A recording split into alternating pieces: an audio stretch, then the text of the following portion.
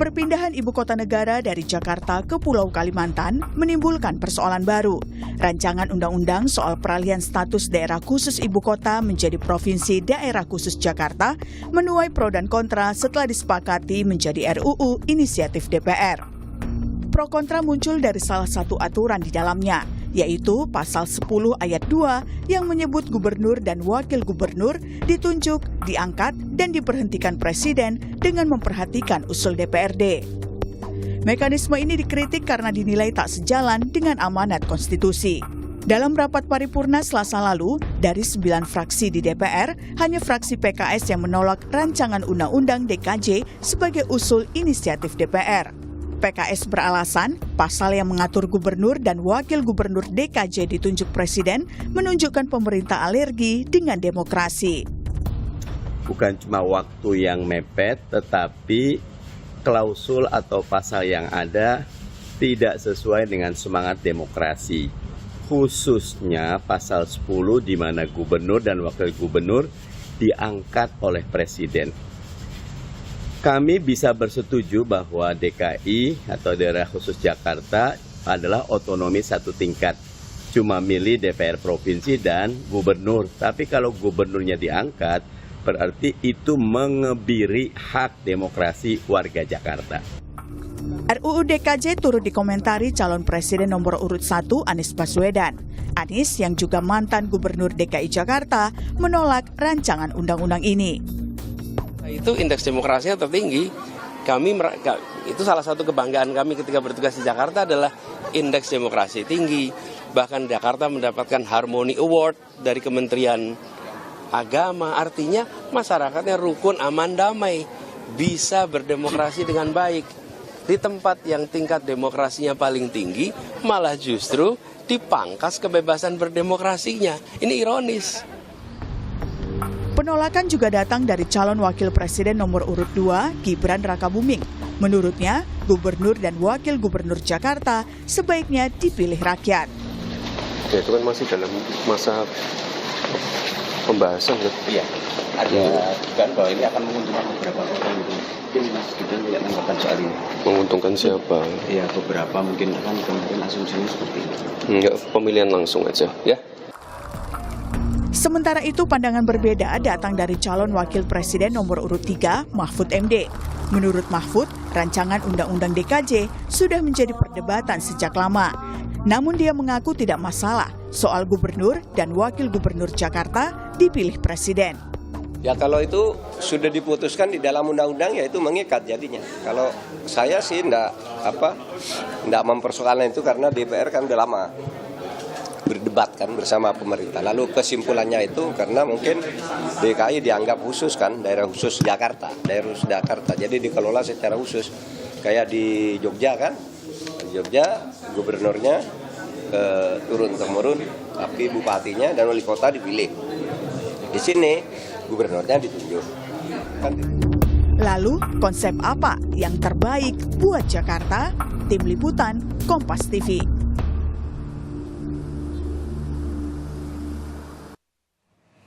Saudara, perpindahan ibu kota negara dari Jakarta ke Pulau Kalimantan menimbulkan persoalan baru di mana dalam rancangan undang-undang soal peralihan status daerah khusus ibu kota menjadi provinsi daerah khusus Jakarta disebutkan jika gubernur dan wakil gubernur Jakarta ditunjuk presiden. Benarkah aturan ini bakal membungkam hak demokrasi warga Jakarta?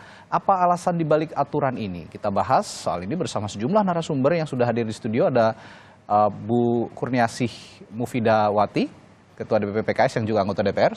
Assalamualaikum, selamat pagi Bu. Assalamualaikum, selamat pagi, salam sehat. Lalu ada juga pakar hukum tata negara yang juga guru besar hukum tata negara Universitas Bhayangkara Jakarta Air, Profesor Juanda. Selamat pagi Prof. Pagi, Assalamualaikum. Selamat pagi, Waalaikumsalam. Dan melalui sambungan Zoom ada juga Ketua DPP Partai Demokrat yang juga anggota DPR, Bung Herman Hairon. Selamat pagi, Assalamualaikum Bung Herman. Selamat pagi, Waalaikumsalam. Semoga semuanya sehat pagi ini. Amin, sehat semua selalu ya. Saya ke Bu Kurniasih dulu sebagai yang dari awal sudah menolak nih ya fraksi PKS. Titik berat penolakan ini dasarnya apa Bu kira-kira? Ya, yang pertama RUU ini kan dirancang sebagai usul inisiatif DPR RI Ya. dan fraksi PKS menolaknya tidak pasal per pasal ya, tapi menolak secara Keseluruhan, baik. rancangan undang-undang ini sebagai konsekuensi karena memang kita juga dari awal menolak adanya undang-undang IKN. Oke. Ya. Kemudian yang kedua juga kita melihat dalam penyusunan RUU ini prosesnya kemarin sangat tergesa-gesa sekali. Ya ini kan nggak bisa ya menyusul undang-undang yang sangat penting dan terkait dengan ibu kota negara kita DKI Jakarta, saya rasa harus benar-benar detil, mendalam, dan melibatkan stakeholder semua pihak, khususnya yang di DKI Jakarta nih, misalnya DPRD-nya dan juga mungkin pemerintah provinsinya mesti dilibatkan lebih dalam lagi. Dan terkait dengan hal yang sedang rame tentang pasal tentang gubernur ditunjuk langsung itu, pastinya ini juga sangat menodai nilai demokrasi yang selama ini sudah menjadi kebanggaan bagi bangsa kita. Dan juga di DKI Jakarta ini kan menjadi barometer juga ya bahwa demokrasi di Jakarta ini relatif bagus dari pemilihan gubernur dari tahun ke tahun, dari periode ke periode. Jadi kita sangat menyayangkan adanya penyusunan RUU yang sangat tergesa-gesa, kemudian juga stakeholdernya perlu dilibatkan lebih luas lagi, ini belum melibatkan secara luas gitu ya, dan waktunya sangat pendek sekali. Jadi kita nggak yakin ini kajiannya harus mendalam gitu loh. Kalau tergesa-gesa kita nggak yakin kajiannya mendalam nggak nih gitu. Naskah akademiknya kan juga harus dipelajari secara mendalam dari berbagai sudut pandang filosofinya. Ya, Ibu Kurniasi sendiri di DPR mengatakan ini tergesa-gesa, apalagi saya Bu, yang masyarakat umum, yang awam tidak mengikuti begitu ya, tidak sehari-hari DPR, tiba-tiba loh kok ada RUU ini gitu, tiba-tiba ada daerah khusus Jakarta dan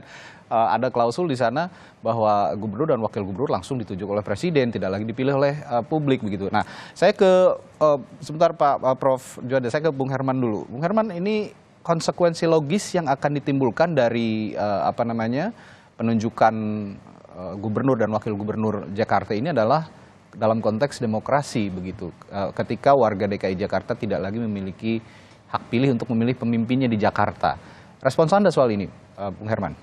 Ya, pertama tentu konsekuensi dari lahirnya Undang-Undang IKN, maka harus ada revisi terhadap Undang-Undang DKI Jakarta. Yang kedua, proses dari tahapan penyusunan undang-undang, ini kan tahapannya adalah tahapan penyusunan, baik itu bisa diinisiatif oleh DPR maupun diinisiatif oleh pemerintah. Dan kali ini untuk revisi Undang-Undang DKI Jakarta diinisiatif oleh DPR melalui Badan Legislatif. Oleh karenanya kemarin disahkan menjadi usul inisiatif DPR. Tahapannya masih ada dan kami permaklumi kalau PKS memang sejak awal menolak karena juga menolak Undang-Undang IKN. Tapi bagi Demokrat tentu ada catatan-catatan bahwa tahapan penyusunan usul inisiatif DPR ini yang dikirimkan kepada pemerintah, ini kan masih ada tahapan pengambilan ataupun tahapan pembahasan tingkat 2 nanti antara pemerintah dan DPR. Ini kan belum final. Ini masih akan pembahasan setelah nanti surat presiden dikirimkan kembali berikut dengan daftar inventarisasi masalah dari pemerintah oleh presiden. Nah, oleh karenanya bagi Demokrat tentu tidak menolak dalam meningkatkan tahapan-tahapan selanjutnya, tetapi ada catatan-catatan penting. Pertama adalah ya tentu gubernur masih tetap dipilih oleh rakyat. Yang tadi juga keinginan bahwa untuk melibatkan partisipasi masyarakat, partisipatori masyarakat harus betul-betul dibuka. Ini juga menjadi catatan. Yang ketiga catatan kami adalah untuk memberikan kesetaraan. Bahwa setelah tidak menjadi lagi ibu kota negara, maka harus ada kesetaraan dengan provinsi-provinsi lain, meskipun ada kekhususan di DKI Jakarta. Yaitu apa? Yaitu tetap gubernur dipilih oleh rakyat. Yang kedua bahkan kami mengusulkan untuk mengedepankan proses demokrasi, maka untuk wali kota dan kabupaten atau bupati dan wali kota di wilayah DKI Jakarta pun kami mengusulkan untuk dipilih langsung oleh rakyat.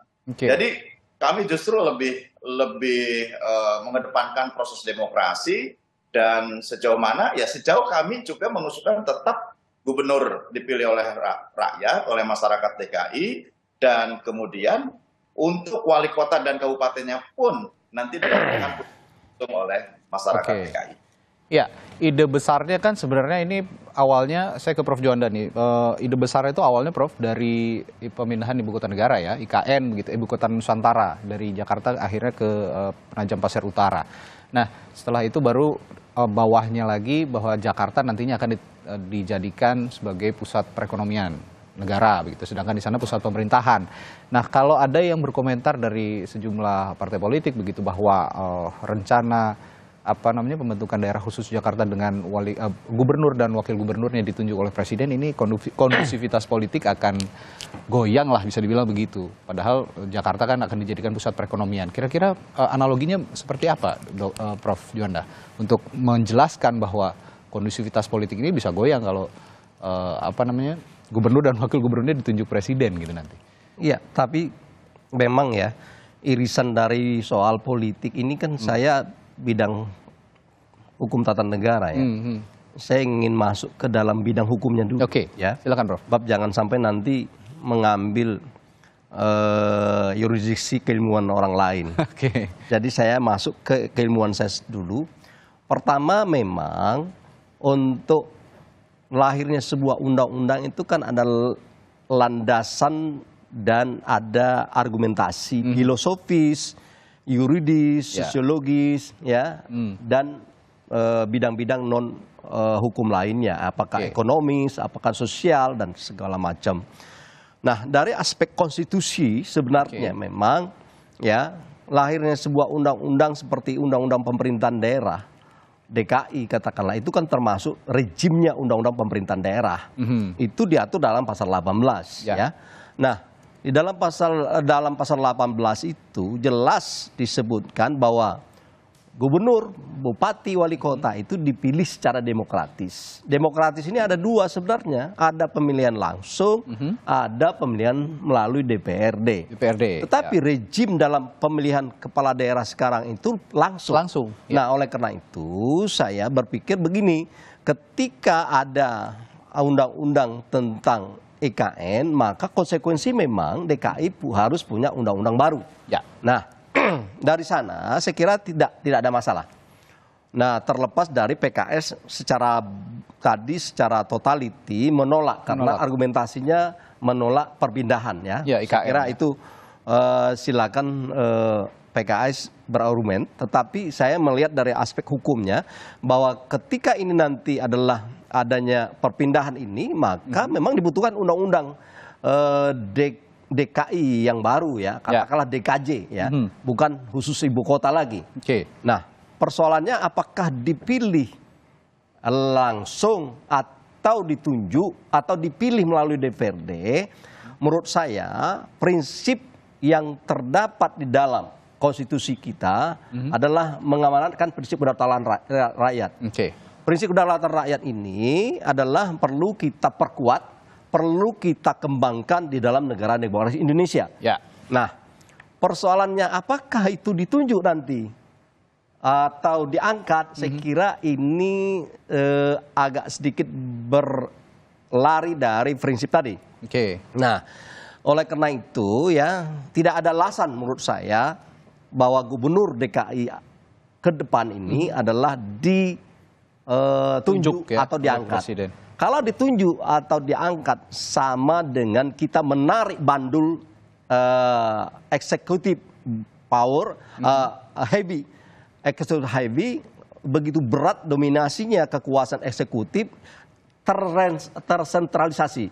Ya, ini jangan sampai terjadi. Dan tadi saya sependapat dengan Pak Herman dari Demokrat. Saya sebenarnya dengan berpindahnya ibu kota ini, maka gubernur DKI dipilih dan tingkat wali kota dan kabupatennya juga dipilih. Nah, jadi itu. Nah, soal tadi pertanyaan politik ada stabilitas, saya kira tidak ada stabilitas, unstabilitas politik dengan dipilih misalnya langsung. Bahkan ini yang perlu kita perkuat, bukan sebaliknya bandul sentralisasi dikembangkan lagi. Dan sebenarnya kalau melihat dari berbagai pikiran-pikiran teman-teman dari Senayan sana, baik itu fraksi PKS, Demokrat, PAN, yang saya baca itu, sebenarnya ini saya ragu ini Ya. munculnya draft undang-undang ini dari mana? Oke. Padahal rata-rata yang saya lihat itu tidak setuju bahwa itu draftnya setuju, tetapi yang diangkat ditunjuk ini yang tidak setuju. Yang tidak Kebanyakan tidak setuju. setuju nih. Iya. Dan saya tidak tahu kok lolos gitu pasal 10 itu. Iya. Saya kira itu. Soal gubernur dan wakil gubernur ditunjuk oleh presiden. Iya.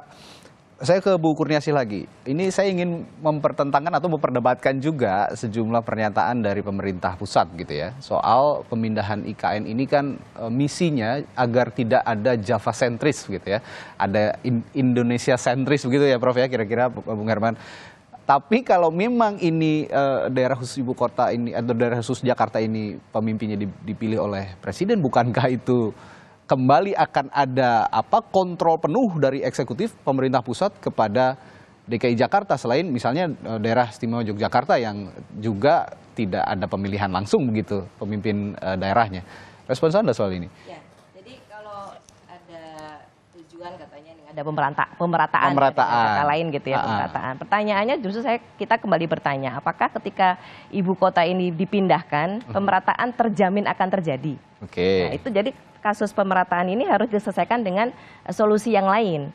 Ada bahwa Java sentris dan seterusnya. Tapi kita juga harus ingat terhadap story bahwa kita punya sejarah. Kenapa dulu proklamator kita menentukan DKI Jakarta sebagai ibu kota. Itu adalah sebuah story yang tidak boleh dilupakan. Dan ini story yang sangat lekat dengan lahirnya negara kita tercinta yaitu negara Indonesia. Karena sejarah proklamasi ada di sini dan ketika beliau menentukan Jakarta sebagai ibu kota itu sudah penuh dengan pertimbangan yang sangat luar biasa. Artinya ketika alasannya adalah supaya menghindari Java sentris, pemerataan tidak ada, saya rasa solusinya bukan pindah IKN, karena pindah IKN kalau pemerataan pembangunan juga tidak dilakukan dengan RPJPN yang lebih komprehensif, lebih merata, distribusi pembangunan yang lebih merata gitu ya, dan proporsional sesuai dengan besar kecilnya provinsi, jumlah penduduk, itu juga tidak akan menyelesaikan masalah itu. Jadi satu persoalan yang berbeda jangan diselesaikan dengan persoalan yang lain. Yang baru begitu ya kira-kira.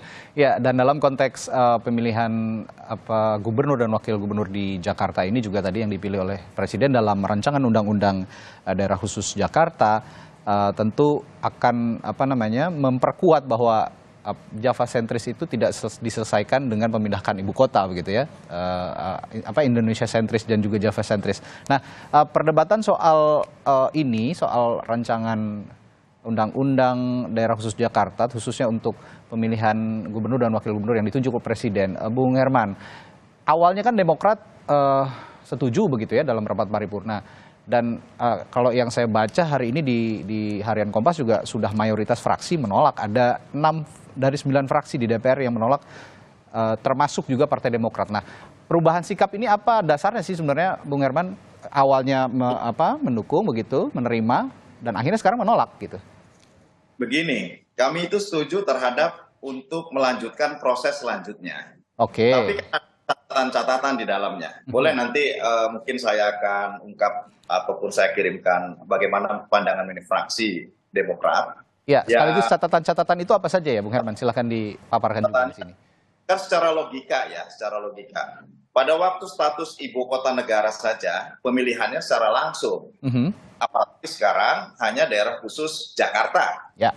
Berarti dengan ibu kota negara saja berlangsung dengan baik. Indeks keharmonisannya juga cukup baik. Toleransi antar warganya juga sangat baik. Jadi Jakarta sebagai daerah yang sangat beragam tentu juga menunjukkan atau menjadi potret Indonesia sesungguhnya. Jadi untuk pemilihan saya kira Demokrat tetap konsisten bahwa untuk gubernur tetap dipilih oleh rakyat. Bahkan tadi saya tekankan kembali, untuk wali kota dan bupatinya pun dipilih oleh rakyat. Nah yang kedua, persoalan dengan penyusunan, saya kira Balik sudah juga mengundang para pakar, kemudian mendesimasikan, menyusun naskah akademik, karena tidak mungkin namanya draft undang-undang tanpa naskah akademik. Saya sebagai anggota Badan Legislasi, juga saya mengetahui bahwa sesungguhnya proses-proses ini ada. Namun kan konsekuensi kalau undang-undang ibu kota negara Nusantara sudah berjalan, kemudian kepastian hukum akan status Undang-Undang DKI Jakarta belum ada, tentu ini kan skalanya skala sangat mendesak. Nah, skala sangat mendesak ini kemudian disusun oleh Badan Legislasi menjadi usul inisiatif DPR dan nanti akan kembali gitu.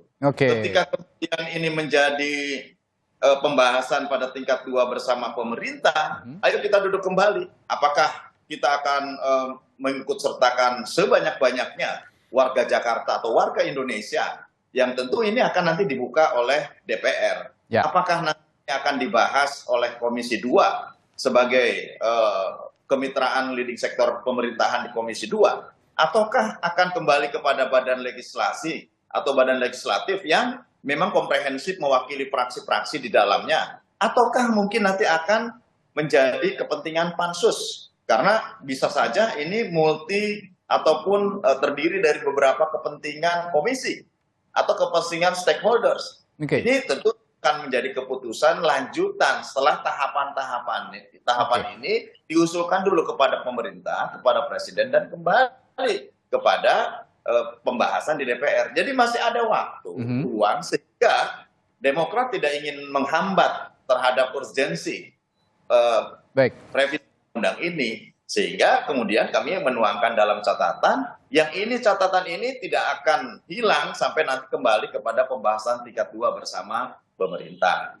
Nah, logika-logika ini yang menurut saya memang juga menjadi pandangan mini fraksi, dan apa yang menjadi proses demokrasi yang tadi disampaikan bahwa mengedepankan demokrasi, kami juga menekankan proses-proses demokrasi di apakah juga terkait dengan proses pemerataan, kami juga menekankan bahwa proses-proses undang-undang sesungguhnya juga harus bernuansa untuk bisa memberikan kesetaraan dalam kesempatan ekonomi, bahkan kesetaraan dalam hubungan antar kelembagaan, sehingga Jakarta juga harus setara dengan provinsi-provinsi lainnya ketika tidak menjadi lagi ibu kota negara Indonesia. Ini tentu menjadi bahan pertimbangan internal kami dan sudah dituangkan dalam pandangan mini fraksi, yang mudah-mudahan ini nanti menjadi pertimbangan dan pembahasan yang lebih serius pada waktu pembahasan tingkat 2 bersama pemerintah. Ya, saya ke Prof. Juanda. Prof, kalau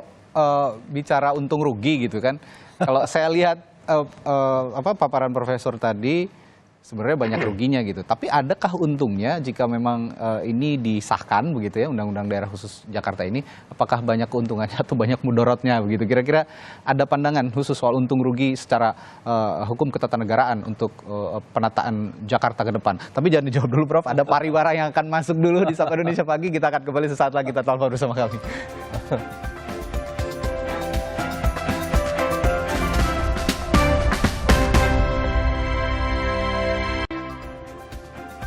Masih bersama Ibu Kurniasih Mufidayati, anggota DPR dari fraksi PKS, dan juga pakar hukum tata negara Profesor Juanda, dan juga anggota DPR dari fraksi Partai Demokrat yang tersambung melalui sambungan Zoom, Herman Khairun. Tadi sebelum jeda saya tanya ke Prof Juanda ini, ada untung ruginya. Kalau saya nyimak dari pernyataannya Prof tadi, sepertinya kebanyakan ruginya gitu ya. Tapi ada nggak sih untungnya sebenarnya kalau DKJ ini akhirnya disahkan, apalagi dalam konteks pemilihan gubernur dan wakil gubernur dipilih oleh presiden gitu. Ya, saya kira begini, saya boleh saja ditafsirkan. Dalam hukum itu tidak ada rugi untungnya, itu ekonomi. Ekonomi. Ya. Kalau hukum itu sah tidak sah gitu. Betul. Ya. Tapi terlepas dari itu semua, yang jelas kemanfaatan. Kalau dalam hukum itu bukan rugi. Jadi ada tujuan hukum itu minimal ya, tapi saya menambahkan 5, minimal 3. 1 keadilan, kemanfaatan, ya. 1 lagi adalah kesejahteraan. Nah, ada enggak gitu? Minimal 3 ini, keadilan, kemanfaatan, kesejahteraan. Ini menurut saya ya, dari tujuan hukum itu sendiri. Dari tujuan undang-undang itu nanti ada manfaatnya. Ada, ya. Tetap ada ya. Nah, oleh karena itu tinggal soal rumusan pasal-pasal di dalam undang-undang itu sendiri ya, yang paling urgen salah satunya adalah soal pemilihan atau tidak dipilihnya gubernur atau kepala daerah. Nah, itu saja saya katakan tadi ya. Nah, sebenarnya konsekuensi dari pindahnya ibu kota dari DKI ke Kalimantan, Pasir Utara ya, Kalimantan. Itu memang membutuhkan undang-undang DKI yang baru. Oke. Nah, persoalannya apakah memang ini bermanfaat atau tidak? Ya bermanfaat ya untuk, dan itu wajib ada undang-undang ini. Nah, tinggal persoalan yang kita bahas ini adalah bagaimana keberadaan penunjukan atau pemilihan. Beda itu ya. Nah, menurut saya tadi sudah disampaikan dan beberapa praksi kalau saya baca itu kebanyakan tidak setuju adanya penunjukan, ya menolak. Betul. Nah, oleh karena itu saya asal konsisten. Kadang-kadang kawan-kawan politik ini kadang-kadang bisa saja dalam 1-2 kali 25 menit berubah gitu kan. Nah, mudah-mudahan tidak berubah ya Bu ya konsisten. Nah, kalau tidak berubah maka jelas bahwa kepala daerah, apakah gubernur atau bupati wali kota di DKI nanti adalah tetap dilakukan pemilihan, pemilihan langsung. Dan termasuk saya lihat calon cawapres dan capres kecuali Ganjar menyerahkan kepada DPR dan pemerintah. Tapi yang lain sudah tegas maunya tetap pemilihan langsung. Nah, keuntungan dan kemanfaatan mungkin pemilihan langsung adalah memberikan hak secara real kepada rakyat untuk ikut terlibat ya di dalam menyeleksi dan memutuskan dan memilih kepala daerah atau pemimpinnya. Dan ini adalah sebuah prinsip di dalam konstitusi kita. Nah, oleh karena itu saya pikir ini kita perlu kawal dan perlu dengungkan kepada para wakil-wakil kita di Senayan.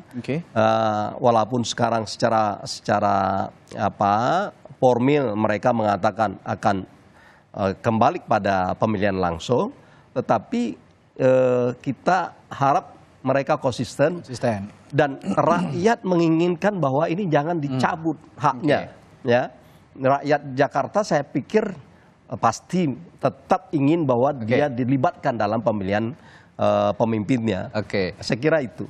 Kalau bicara manfaat, ya tetap ada manfaat begitu ya. Tapi untuk dalam konteks pemilihan langsung itu lebih bermanfaat begitu kira-kira. Bermanfaat dan lebih konstitusional, itu hak dari rakyat. Kedaulatan rakyat itu dan kebetulan ya mohon maaf ya bahwa disertasi saya salah satunya mendalilkan bahwa pilkada itu langsung. Jadi selalu saya mengatakan mohon maaf nih Pak Herman ya Bu, bahwa walaupun secara konstitusi diatur bahwa pemilihan kepala daerah itu secara demokratis.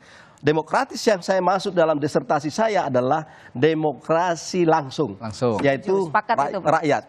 Nah, jadi makanya rakyat punya hak pilih, langsung memilih gitu. Nah, oleh karena itu di setiap momen kalau ada yang mau menarik ke DPRD, saya kira itu sah saja. Tetapi belum saatnya dalam 10-20 tahun ini. Saya ke Bu Kurniasi lagi, Bu. Kalau tadi Prof Juanda mengatakan manfaatnya lebih besar jika memang ada pemilihan langsung, meskipun RUU DKJ-nya ini tetap harus ada begitu karena ada rencana pemindahan ibu kota itu tadi. Tapi kan kalau PKS dari pangkal undang-undang ini sendiri sudah tidak setuju begitu. Nah, kalau Ibu melihat kemanfaatan untuk RUU DKJ meskipun dengan nanti ada tetap pemilihan langsung, itu masih ada kemanfaatan untuk warga DKI Jakarta apa tidak? Ya, yang pertama RUU ini namanya RUU PDKJ, Provinsi Daerah Khusus Jakarta. Jadi P-nya jangan dihilangin. Provinsinya itu ya. Jadi ada provinsi karena ini salah satu provinsi yang eksis kan. Dan yang kedua, kenapa kami menolak sekali lagi karena prosesnya ini menurut kami terlalu terburu-buru. Terbukti ada pasal yang tiba-tiba masuk gitu kan berbicara tentang bahwa gubernur itu ditunjuk. Nah, ini kan kalau memang dibahasnya secara detail gitu ya, kemudian juga secara pelan-pelan itu pasti harusnya ini dibahas panjang nih harusnya sebelum masuk ke paripurna. Nah, yang berikutnya kita juga ingin bahwa RUU kita ingin ibu kota negara ini kan tetap di Jakarta karena tadi story-nya dari proklamator kita tuh sangat sakral lah gitu ya. Kita ingin itu story itu tidak hilang gitu, dan kita juga berharap proses pemerataan itu diselesaikan dengan cara pemerataan pembangunan yang komprehensif dari hulu ke hilir. Nah, kalau bicara kemanfaatan, kalau memang undang-undang ini rancangan undang-undang ini tetap dibahas, ya kita pasti sebagai konsekuensi salah satu fraksi pasti akan mengikuti pembahasan ini kan. Nah, yang kita harapkan adalah di sini lebih pada fokus bagaimana nanti pengembangan PDKJ ini adalah Provinsi DKI Jakarta ini sebagai ibu kota, mau bentuknya seperti apa, kemudian tadi misalnya pemilihannya dari rakyat langsung atau mau melalui DPRD gitu, tapi bahwa esensi demokrasi setiap rakyat punya hak pilih, itu jangan dinodai dan jangan direbut, jangan direnggut hak itu. Karena kita sebagai warga negara itu kan punya hak untuk memilih. Kalau kepala daerah yang paling dekat, dan ini harus diingat ya, kalau bicara DKI Jakarta ini juga bicara dengan beberapa kota, kabupaten, dan provinsi sekitar, tidak hanya bicara ANSI DKI Jakarta. Apalagi ini berada di pusat pemerintahan, pusat ekonomi, pusat industri gitu. Tapi seperti kata Prof. Juanda tadi, konsisten ya Bu ya, kalau politik kan 25 menit ntar berubah gitu katanya kira-kira. Kalau kita bisa anggota DPR biasanya konsisten. Tapi yang membuat tidak konsisten itu partainya, ketua umumnya. Maka dia tunduk pada partai. Jadi kalaupun mau dilanjutkan itu dibahasnya lebih pelan-pelan, jangan sampai produk gitu. Jadi produk undang-undang jangan sampai nanti revisi dalam waktu dekat gitu. Kayak kemarin kan undang-undang IKN revisi lagi gitu, jangan sampai, atau dilakukan JR itu jangan sampai. Jadi, kalaupun nanti tetap dibahas ya secara detail. Gitu. Ya, Kang Herman silakan. Konsisten ya berarti. RUU ini belum menjadi undang-undang. RUU ini masih menunggu pembahasan nanti dengan pemerintah. Jadi nanti kalau memang durasi waktu ataupun ruang partisipatori masyarakat masih dirasa cukup kurang, ya nanti kita tambah pada waktu pembahasan tingkat 2. Jadi belum sampai kita berbicara kepada JR, berbicara kepada terlalu dangkal, ke arah sana. Ya, tapi perlu kita antisipasi, Bang. Perlu diantisipasi, Bang. Dan lain sebagainya, tentu ini menjadi catatan-catatan penting, gitu ya. Dan kesejarahannya jangan juga story, Bu. Kota negara Indonesia, Jakarta ini sakral. Ya, saya kira banyak aspek memang yang harus dipertimbangkan, termasuk bagaimana terkait dengan pemindahan ASN, penempatan ASN di sana, bagaimana dengan fasilitas sekolah, bagaimana dengan sistem sosial yang harus dibangun. Tentu memang tidak sederhana. Karena belajar dari pemindahan ibu kota juga memang tidak sederhana gitu ya. Ada proses dan ada situasi yang harus ini didudukkan bersama dan menjadi konsensus gitu. Namun pemindahan ibu kota negara juga pada skala urgent, saya kira ini harus dipahami gitu ya. Dan bahkan Indonesia kan tahun 1946 pernah pindah ibu kota juga ke Yogyakarta. Kalau melihat sejarahnya, ya mari kita buka sejarah. Saya menyukai sejarah, tapi waktu Kompas TV kan tidak cukup untuk saya menyampaikan sejarah. Nah, oleh karenanya lebih baik pada skala urgensinya bahwa undang-undang ini merupakan konsekuensi dari lahirnya undang-undang IKN. Sehingga undang-undang Provinsi Daerah Khusus Jakarta ya juga harus segera diwujudkan, lahir. Nah, bagaimana lahirnya? Ya kita susun dulu, syarat penyusunan draft rancangan undang-undang ada naskah akademik. Ada kita berbicara dengan pakar. Dan kemudian setelah ini menjadi usul inisiatif, tentu ada catatan-catatan banyak. Yang ini adalah merupakan konsistensi dari partai. Seperti fraksi Partai Demokrat konsisten terhadap persoalan demokrasi, persoalan pemerataan, persoalan kesetaraan. Kami komit. Dan ini catatan yang tidak dapat dipisahkan pada waktu nanti pembahasan dengan pemerintah. Nah, inilah yang kemudian mari kita kawal bersama, termasuk oleh profesor, oleh para ahli, praktisi. Nanti kita jagai supaya ketiga aspek, yaitu proses demokrasi, partisipatori, kesetaraan, ini memang tidak terlepas dari pembahasan undang-undang Provinsi Daerah Khusus Jakarta. Ini menurut saya yang depan harus kita persiapkan. Nah, kenapa kemudian harus juga supaya prosesnya berjalan. Jangan kemudian kita tersumbat, terhambat pada proses penyusunan nanti di pembahasan.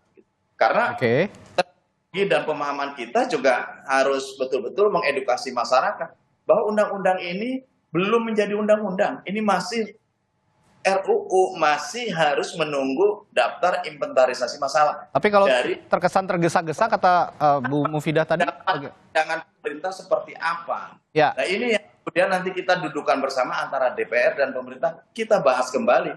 Kalau memang kita harus pertahankan pemilihan langsung, ya itu sesuai dengan keinginan Partai Demokrat. Mari kita jaga bahwa pemilihan gubernur, pemilihan wali kota dan bupati di wilayah daerah ibu kota, daerah khusus Jakarta, mari kita jaga supaya dapat pemilihan secara langsung yang merupakan wujud demokrasi dan partisipasi masyarakat. Oke. Jadi kalau saya sedikit rangkum perbincangan kita pagi hari ini sebenarnya dalam konteks RUU PDKJ ya Bu Kurniasi ya, Provinsi Daerah Khusus Jakarta itu pertama catatannya ya silahkan saja dibahas tapi ya jangan tergesa-gesa, kita harus kaji. Sepertinya Bung Herman juga tadi mengatakan kaji dengan komprehensif dengan berbagai pihak termasuk juga pakar gitu ya. Profesor Juanda juga bisa terlibat. Stakeholder semua begitu. Dan analisisnya juga diperdalam. Analisisnya diperdalam begitu ya. Karena tadi kan Pak Herman juga mengatakan nggak sederhana. Nggak sederhana. Dan dalam konteks itu, tapi yang perlu kita garis bawahi dalam konteks pembahasan RUU ini, kalau saya lihat dari mayoritas fraksi ini menolak untuk pemilihan gubernur dan wakil gubernur ini ditunjuk oleh presiden. Ya, silahkan saja RUU PDKJ-nya ini berjalan, tapi khusus untuk klausul ini sepertinya sulit sekali diterima oleh publik dan juga terbukti di fraksi juga di DPR mayoritas menolak gitu. Jadi sementara. Untuk sementara, untuk sementara kalau kata Prof Juanda. Tapi ya saya pribadi sebagai warga Jakarta, saya berKTP DKI Jakarta, ingin tetap kok memilih pemimpin langsung begitu Prof. Nah ini artinya sama, saya juga ingin. Kalau lihat keputusan fraksi-fraksi, keputusannya adalah menyetujui untuk dilanjutkan dalam pembahasan tingkat selanjutnya. Oke, ya berarti ya itu poinnya. Untuk dikawal bersama bahwa klausul soal pemilihan tapi minimal dari presiden dan wakil presiden ini dihindari untuk per gubernur. Ya sedikit Prof, silakan. Kita mengingatkan para anggota DPR yang terhormat dan mulia di Senayan itu ya. Ya tolong bahwa memang tadi yang disampaikan oleh Bang Herman itu memang benar. Ya, bahwa ini masih pemula ya, artinya masih tahap awal, baru tahap rancangan dari DPR. Oleh karena itulah kita mengkritisi minimal, merespon itu secara objektif, jangan sampai nanti lambat sadarnya.